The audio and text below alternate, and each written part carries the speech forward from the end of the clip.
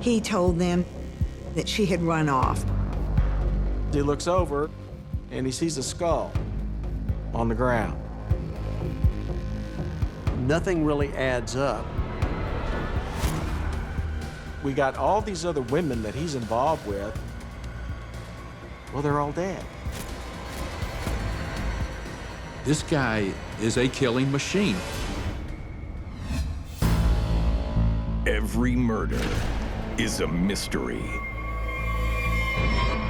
But a victim's body is a sea of evidence. Every fiber is a clue. Every wound, a piece of the puzzle. The medical examiner holds the key to unlock their stories and catch a killer. This is Secrets of the Morgue.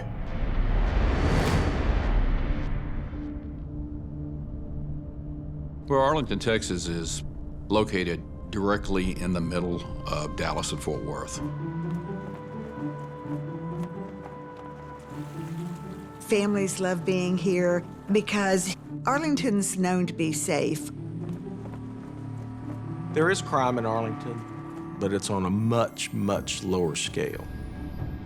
On a quiet Wednesday night, Detective Evans receives a tip, one that will pull police into a decades-old mystery. I was a detective in the juvenile division of the Arlington Police Department, and I was assigned for a month to work missing persons cases because the regular detective was off. A call comes in to the police department from some subjects that were concerned about Emelita Reeves. Her worried friends report that they have not seen or heard from her since the morning of October 11th. Emelita was a Filipino girl. She married Jack Reeves in 1987. He moved her to Texas with the promise of a better life, and no one seemed to know what happened to her. So we dispatch a couple of our patrol officers over to the location to check it out. They go over to the front door and meet Jack Reeves. They told him while they were there, they were checking on Emelita Reeves. Jack was very apprehensive and talking with the officers. They had a small child, and he had the child up there with him by the door. He exclaims, "Yes, Emelita's gone. I believe she's with a lover of hers. She does this all the time, and everything's fine." He told them he was very angry that she was having a relationship with someone else. But for Detective Evans, this is not case closed. His first step is getting more information. Emelita had friends in Arlington that she had been having regular contact with. When Emelita came to Arlington, she was very isolated, although she did make friends, and that's who she depended on. Her friends completely supported her emotionally. Any time that she needed to talk, they were there. They really loved Emelita. They were very helpful in giving us information that this is not a normal situation. Emelita would have not left her son in any way just to go off. That was not her behavior or her character. When 5 days pass with no word of Emelita, Detective Tommy Lenore is also assigned to the case. Going into law enforcement initially, I didn't know if that was going to be my career choice. It's not a job, it's a lifestyle. It's my entire world. The detective's main source of information is the woman who first reported Emelita's disappearance, her friend, Mona Lisa. Mona Lisa and Emelita Reeves were very good friends. They spent a lot of time together, were on the phone constantly. So when Mona Lisa had no contact with Emelita, then she became instantly worried that something had happened to her. Emelita had trusted Mona Lisa with secrets about her marriage. Emelita is a mail-order bride. Jack Reeves, met her through a publication called Cherry Blossoms. The women who were advertised in these magazines were trying to flee poverty and help their families. Emelita never loved Jack. It was strictly an arrangement that she made so that her parents would have financial stability that they needed. After further questioning, Mona Lisa reveals an important secret to investigators. Mona Lisa admitted that she and Emelita were having a relationship. Because of the strains in her marriage, Emelita was reaching out for some kind of closeness. Mona Lisa was willing to meet those needs and be involved with her. They must now consider what else Mona Lisa may be hiding about Emelita. Everyone's a suspect, period. You don't ignore anyone. If someone is romantically involved with someone, especially if you have somewhat of a lover triangle, that is something we need to look at. But detectives determine Mona Lisa has a solid alibi. Mona Lisa was not present at the window of time that we believe Emelita was disappearing. She was genuinely concerned about Emelita and her welfare. She seemed to be more of a witness instead of a suspect. But Mona Lisa has an additional secret to share. Emelita is also having an affair with a man. Tony is another member of the Asian community in Arlington. Investigators learn that the night Emelita disappeared, she was supposed to meet Tony. We were clued in that he may be involved in this. So we had to try to find out where Tony was. Detective Evans tracks him down at his home for questioning. He said she never showed up. She just never called, never communicated, and the meeting had never occurred. Before Tony's story can be verified, police discover a critical piece of evidence. They had found Emelita's vehicle abandoned, then a hypermart. It was sitting there, just parked, abandoned, nobody around it. And so there's a lot of concern here as to who did she go meet with, or if she's being harmed, maybe someone's holding her against her will. Investigators rush to the parking lot to search the abandoned vehicle. Emelita's car was not locked. This was very unusual. Emelita always locked her car. Her son's car seat was taken out of the back, and she always had it with her in case she had to take him somewhere. She was very protective of him. Emelita was very small in stature, and she would have to have her driver's seat pushed up pretty close to the steering wheel to be able to reach the pedals with her feet. But in this case, this car was not set that way. This car seat was all the way back with the headrest back for a larger person. Emelita could not have driven the car the way that it was found. She would not have gotten out of the car, pushed the seat all the way back as it was. This is much more than just a regular missing person. The detectives focus on who could have dumped Emelita's car.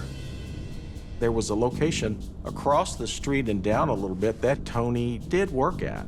And so you had to consider that. He said, I didn't see her, I didn't talk to her. And yet, he works at a location that's right across the street from where this car is found. That in itself would establish Tony as a suspect. When you have infidelity, you've added another person into the mix. You have jealousy, you have rage, you have motives. All of these dynamics have to play into an investigator's mind as to what direction this investigation is going to take. Detectives interrogate Tony again, pushing hard for information. When we explained to Tony that You are, in fact, a potential suspect. He wasn't happy. He offered to take a polygraph examination, and he passed. That gives credence to the fact that he may not be responsible for Emelita's disappearance.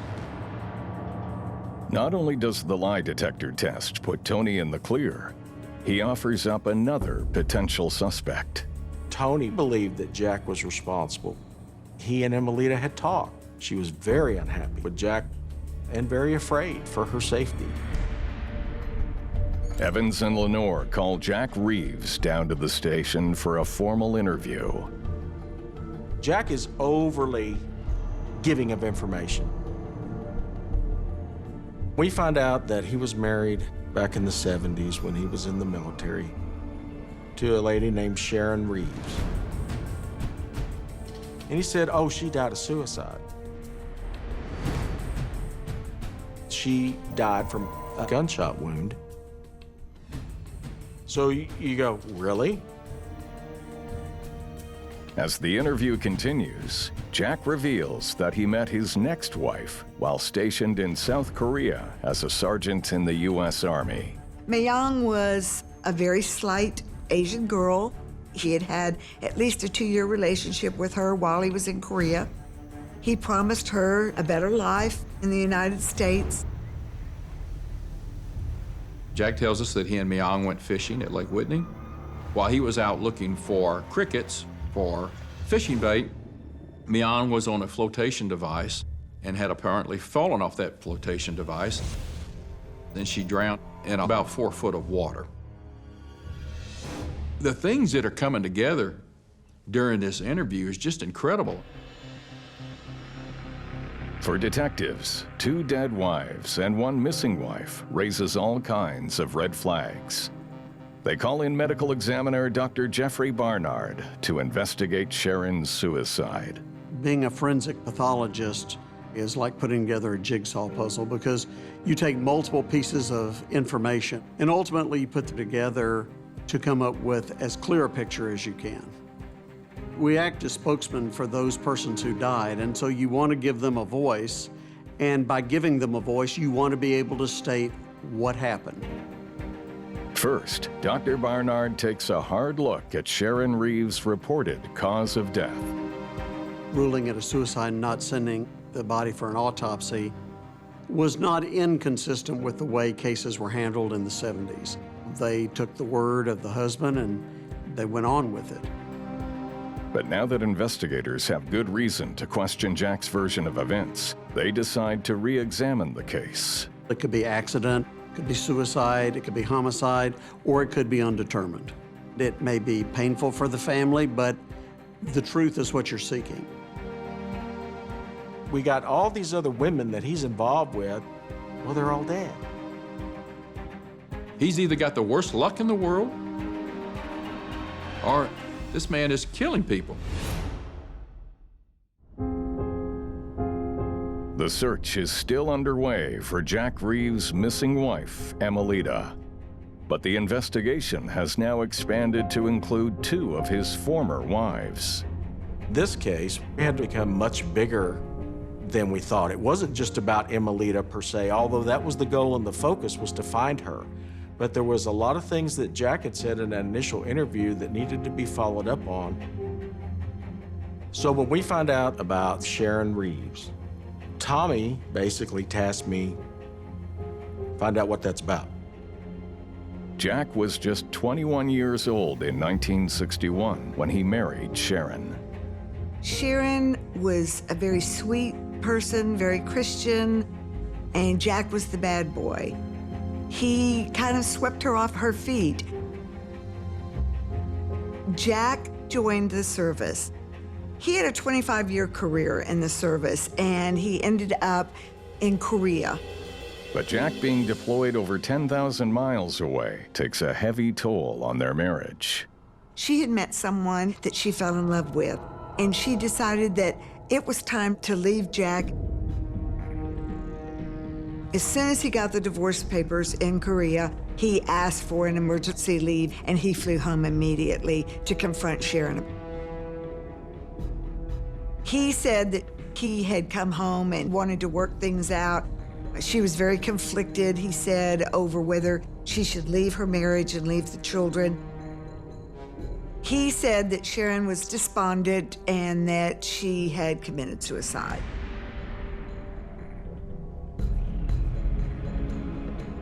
We don't have a lot of evidence on this topic, but it's not very common for a failed marriage to end in suicide. That's not a very common outcome. Detective Evans makes a call to the police who originally investigated the death of Sharon Reeves years before. I said, we are dealing with a missing person right now by the name of Emelita, and she is married to Jack Reeves. We have learned that Sharon died from a suicide. The police dig up the old report written when Sharon died and give it to Dr. Barnard. This case started out with a justice of the peace just ruling it a suicide and not sending the body for an autopsy. We had Mr. Reeves' statement that they had had intercourse, he went and took a shower, and that he came out, and there she was dead. Jack Reeves claimed that she sat on the edge of the bed and put the gun to her chest and pulled the trigger with her toe and shot herself in the chest and died. Triggering with the toe, it's somewhat unusual. But, you know, some people end up deciding to do something unusual because their thinking process at the time's not normal anyway. On the toe that had been used to pull the trigger of the shotgun, the skin was cut. In trying to determine if a scene is staged, you have to take a lot of things into account. One, what is the scene? And does the scene make sense for what it's being presented as? But I didn't have very much to work with. They didn't have a crime scene unit at that time. They had a guy that would come out and take photographs when they had a crime scene. And so they had one photograph. Ms. Reeves was on the bed, laid out on her back, and the shotgun was standing up between her legs as her legs dangled over the bed. That just didn't really add up to what I would expect. In a case like that, if you lean over and trigger the shotgun, if she's standing up, she's going to fall forward. She's not going to fall back like that. If she sat up and triggered the shotgun, the idea that the shotgun would just drop down and fall perfectly standing up straight also didn't make any sense. Investigators meet with the team that originally worked on Sharon's case. They took us into this huge conference room, and it was the chief, the former chief, the officers that were there back then, retired. Their attitude was, you know what, we screwed this up. And what are we gonna do? We all agreed that what's very important was to exhume the body and to conduct a second autopsy. Dr. Barnard hopes that even after 16 years, Sharon's body will reveal new evidence. The main focus was to determine what features you can identify about the wound. Could you determine range of fire? Were there satellite perforations, which clearly would take it away from being a contact wound? Was it the kind of wound that I had seen in a suicide shotgun to the trunk before? In Texas, when somebody dies, we don't have to get permission from family members or anything else to exhume a body. So Jack is totally unaware that any of this is going on. On December 14th, 1994, Sharon Reeves' sealed casket is transported to Dr. Barnard's morgue. It was a long shot that her body would be intact, but it depended on a lot of things. It depended on how much water had gotten into the ground, what sort of a coffin she was in. She just may be soup. She may be totally, been floating in water. The body may be unexaminable. With so much riding on the results, Detective Evans decides to observe the autopsy. I never really stood in the room where there's dead bodies everywhere. It was quite sobering to see death in that way. When they opened up the casket, Sharon was like clay. Dr. Bernard was totally fascinated because that was something we could work with. Although her body was covered in mold, she actually was more mummified. After we got the mold removed, she was in pretty good shape, and that's what allowed me to have more to examine. Dr. Barnard focuses on the site of the gunshot wound. When the shotgun is ignited, then you can have multiple projectiles. You can take the barrel tip out up to around maybe 3 feet, then all the projectiles will enter into the body, and you'll have a single hole. As you pull further away, the projectiles start to satellite around the main entrance defect. At that point, you're talking about the barrel tip being several feet away from the body at the time of discharge.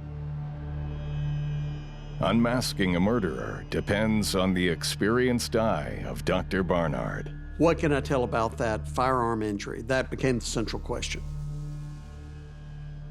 If I found there were birdshot perforations that spread around the entrance wound, there was no question that was a homicide without any reserve. But when Dr. Barnard looks for the perforated pattern to the wound, he can't find it. What he does uncover is signs that the funeral home may have obscured the wound as part of their preparation for burial. They had certainly washed the body.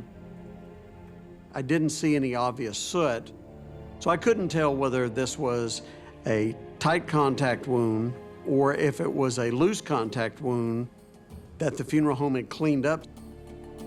I couldn't come up to a conclusion, so I really wasn't convinced what the range of fire was. With the wound pattern concealed, Dr. Barnard turns to another approach, studying the angle of the kill shot to the body. If they're doing it themselves, it's a suicide. They're trying to make sure they're hitting significant organs like the head or the heart, something like that, and the trajectory is direct on. It could be sharply upward, it could be sharply downward, but it usually is straight on. This was certainly anything but that. The investigation into the disappearance of Jack Reeves' wife, Emelita, has grown to include the death of his previous wife, Sharon. Dr. Barnard believes that determining the trajectory of the gunshot that killed her will help them prove if her death was suicide or murder. I make a standard incision in the body, and then you identify where did the projectiles go. Is it going from the right side to the left side? Is it going up or down? You take the entrance area, and then you take the steel rod and you connect it, and you can really see the approach that the projectiles went. In this case, they went into the left side of her chest. And that was a fairly substantial angle. It was an unusual trajectory, I thought. Suicides, you don't typically see that. To work out the exact details of how the gun was fired, investigators attempt a reconstruction. I knew what things you would need and what measurements you would take. What is the distance from the armpit region down to the fingertips? What is it from the groin to the toes? We found a young lady that worked with our department that had basically the same arms, lengths, foot size, everything. We found not the gun that was used, but of one that was like that gun. Dr. Bernard, he would say, this is the way that the weapon would have to be held in order to get this wound tracked. If she held it that way, there was no way that she could reach that trigger and hold it in the trajectory. We took multiple photographs, we took videos, and we were able to show that that can't be done. All of the information that we gathered from the reconstruction challenged a self-inflicted gunshot wound and supported the fact that Sharon Reeves was shot and killed by another person. But one of the real big questions in all of this was the cut to her toe. The injury to the toe was a mark which I've still never seen from someone triggering a weapon. It curved opposite the direction that I felt that it would have curved if she had even triggered it with her toe. So it didn't make any sense. The fact that it survived 16 years also made me think this is a postmortem artifact. Someone had created that wound. This is a homicide. With the puzzle pieces of Sharon's death finally coming together, investigators now fear the worst for missing wife Emelita. Her marriage to Jack has a chilling parallel with Sharon's. Emelita had plans to divorce Jack. She had told her friends that he had agreed to a divorce. When Sharon had said that she was going to divorce him and served him with divorce papers, 2 weeks later, Sharon was dead. When Emelita told her friends that she was divorcing Jack and that she had told him, then Emelita disappeared. One of the reasons why people kill is that they are financially motivated. They have something at stake. They look to inherit a person's finances. They might have a health insurance or life insurance policy that they're seeking to cash out on. These types of killings are very different from killings that are motivated in a fit of rage. While the search for Emelita continues, investigators also examine the death of Jack's other wife, Myung, who died in 1986. When Myung's body lay in the funeral home, her sister noticed bruises and scratches on Myung. Myung was deathly afraid of water. Whenever they would go to the beach together, she would never even go wading into the ocean. Her sister didn't believe that Myung accidentally drowned. She told Jack at that time that she wanted an autopsy done to find out exactly why she had died. He immediately had her cremated so that there was no possibility that an autopsy could be performed. It was impossible for authorities to build any kind of a case against Jack for Myung's death because there was no evidence. So they had to rule it an accidental death. Even now, 8 years later, without a body, there is no way to reopen an investigation. But suspicion of Jack Reeves reaches a peak. And we know from what happened with Sharon's case and then Myung Hee's case, Jack's been doing this for many years, basically pulling the wool over everybody's eyes. And when something happens and he don't like it, then he gets rid of them and he gets another one. If somebody kills somebody and they find a sense of gratification from it and they find ease in doing it, they get cocky and they get confident. And if they haven't been caught the first time, they feel they won't be caught the second time. This guy's never going to stop. This is who he is, and this is how he operates, unless somebody finally says this is enough. Detectives Evans and Lenore vow to stop Jack and get justice for Sharon, Myung, and his missing wife, Emelita. People loved and cared about her. She had a life here, and she had friends here. I take that very seriously, and I want to get some kind of resolution. I was contacting Jack's half-sister and husband to see what they knew. When Jack hears that investigators are asking questions about his past wives, he charges into the station. Jack showed up at the police department with new evidence Emelita was alive.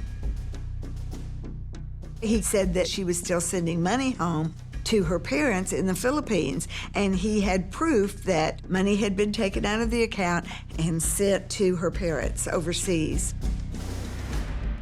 Jack claimed, well, she's still sending money. She's still doing these things, all these things. So in other words, she's still alive. She's still sending money. A simple trip to the bank allows the detectives to trace the transfer. It actually was not her sending money, it's him sending money. He wanted to manipulate us. He thought he was smart. He thought he was criminally sophisticated. But Jack is so confident, he challenges the detectives to broaden the search. He wanted me to come back out to the house because he wanted me to look for blood. That's when we started to turn the tables on him. I said, well, look, we'll come out and look at your house. I got no problem with that. Now, keep in mind, this was 1994. 1994 was right at the cutting edge of DNA. Very few people knew about DNA, myself included. But I told Jack, I'm gonna go out and look at your carpet, but I'm not gonna look for blood. I said, I'm gonna use this new technology, DNA. And I said, DNA is pretty remarkable. I said, once an individual dies, molecules from the body just die. And when they die, sometimes they're microscopic and they just leave and they flake off the body. I said, it's part of the process of decomposition. And I said, what that means is that if Emelita just died in your home, we're gonna be able to find out because we're gonna find her displaced DNA in that home. Can I come out and do that? Can I scope your carpet with that? He said, yeah, but not tonight. I said, sure. We set up a surveillance team on his house just to watch. The following morning, he had a crew out there that was removing parts of his carpet. I told Buddy, it's time now to clip this guy. We're not playing his games anymore. Investigators make their move. They get a warrant to arrest Jack Reeves for murder. Jack thinks that we're looking for Emelita. So when we get him arrested and we take him to the jail and the judge is standing before him and she reads out the charge and says that he is being arrested for the murder of Sharon Reeves, he just about falls out. He goes, what are you talking about? Sharon Reeves? I don't know what you're talking about. As Jack Reeves is held for trial for the murder of his wife Sharon, investigators get unexpected news in Emelita's case. If there was ever any evidence of divine intervention, this investigation was it. I got a call from the Texas Ranger that was assisting in our investigation. And he told me that near Lake Whitney, a body was found by some hunters in a shallow grave. And the body was that of a female. I didn't need to hear anything else. I knew it was Emelita. Detectives and the medical examiner's team arrive at the site. The body was buried in this shallow grave, and foxes, coyotes, those kinds of things had got to the body and picked it clean. When a body's scattered by animals, it becomes much more challenging because you're trying to determine what is animal trauma, and sometimes that is very difficult. They cordon off the scene and they take little brushes and finely brush the dust and the dirt away until they find every little minute piece of body that they can in order to put this body back together. One piece of the skeleton gives police the answer they need. We positively identify Emelita through dental records. 1 year after Emelita Reeves is reported missing, she is declared dead. Now, investigators need to prove it was murder. The ultimate crime is taking a human life. I like to know that by making sure justice is served in some small way, we bring peace to those who have lost their loved ones. An autopsy may be the only way to discover what really happened to Emelita. There's no evidence of a gunshot wound. There's no evidence of stabbing, anything of that nature. And if you don't have any other trauma to the body, none to the head, then you want to look to see if we have any evidence of strangulation. In cases of strangulation, you can have fracture of the hyoid bone, and that's usually an indication of excessive force applied to the neck by the person committing the strangling. The hyoid bone is an arc or U-shaped bone high up in the neck, and it's attached to other structures in the neck. In a skeletonized remain or in a decomposing case, looking for the hyoid bone can be fairly challenging, depending on how decomposed they are. If they're skeletonized, it's a very fragile bone. When Emelita's remains were recovered, we didn't find the hyoid bone. So we just don't know exactly how Jack Reeves killed her. Investigators worry Emelita's murder may never be solved until they learn of a possible witness. Jack and Emelita had a son. He was 4 years of age at that time. We had him in with some forensic interviews, a juvenile psychologist. He was doing some things, playing with dolls or making statements that she was concerned about, like mom and dad fighting, choking, bathroom, bathtub. Detectives take the young boy out to Lake Whitney to see what he can remember. This was not a camping area. This is off the road, off the beaten path. This was an area where people don't go. But he is familiar with the area. He just takes off and starts walking. He's not uncomfortable, he's not apprehensive, and he's walking towards the area where Emelita was at. He points out this hole before we even get to it to see it. And he says, "Watch out for that hole over there." You wouldn't know that unless you were familiar with the area. I believe that he was there when this murder occurred. Most likely, Emelita was choked or drowned. And I believe that he was there when all this went on. When the grave was dug, when his mom was put there and left there. As sad as it is, as incredibly evil as it is, that's the world of Jack Reeves. He's an irrational psychopath. But now we need to prove what we believe happened to Emelita. As investigators close in on Jack Reeves for the murder of his wife Emelita, the trial for Sharon Reeves' murder begins. The case rests on Dr. Barnard's reconstruction of the shooting. We had to prove in the demonstration that there was no way that Sharon could have reached that trigger if the gun was held in that position. We brought out a model and take the model to show roughly where the entrance was and where the shotgun trajectory went.